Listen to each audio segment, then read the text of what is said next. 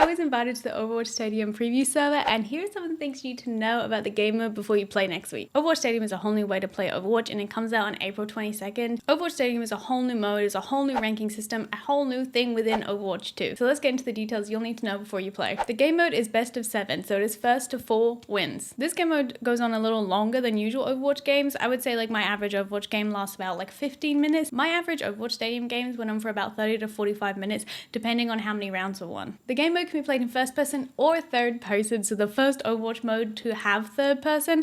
I personally didn't like the third person too much. I found it a bit like discombobulating, but you can decide between each character whether you want to play them in first or third person in this mode. In Stadium mode, once you have picked a character, you are with that character for the whole game, so choose wisely. At the beginning of every other round, you get a power. So at the beginning of round 1, 3, 5, and 7, you can pick a power for free. And obviously each character has their own custom powers. And they'll apply to different things. Some apply to abilities, some apply to your ult, some will apply to your passives. You begin with 3,500 Stadium cash, which you can then use to spend on items and add-ons for your character. Powers you cannot sell, they are stuck with you once you have picked, but items and add-ons you can sell, you can buy again, you can spend all your money if you want to, you can save it up between rounds, do whatever you want. I worried at first that this would have an issue with like counters. For instance, I had a game where my tank was Zarya and the other team's tank was Diva. However, because of the add-ons and power-ups and items and everything, you can sort of play around that, and you can sort of be your counter by strategically picking your add-ons and power-ups. Within the game, there are bounties. So if you have not died in a while, if you are a killing machine, if you are a healing machine,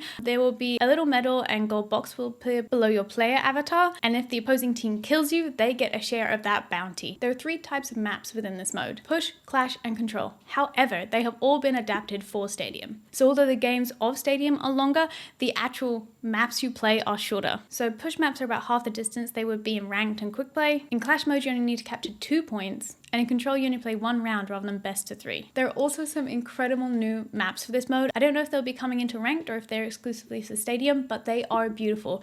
Redwood is a personal favorite of mine. It is beautiful. It is filled with redwood trees, mountains, the terrain of Northern California. It is gorgeous. If you have anything you want to know regarding Stadium, feel free to leave a comment and I'll try and answer it to the best of my ability. And let me know, are you going to play it? Are you thinking of picking it up? Are you intrigued? What do you think of the third person?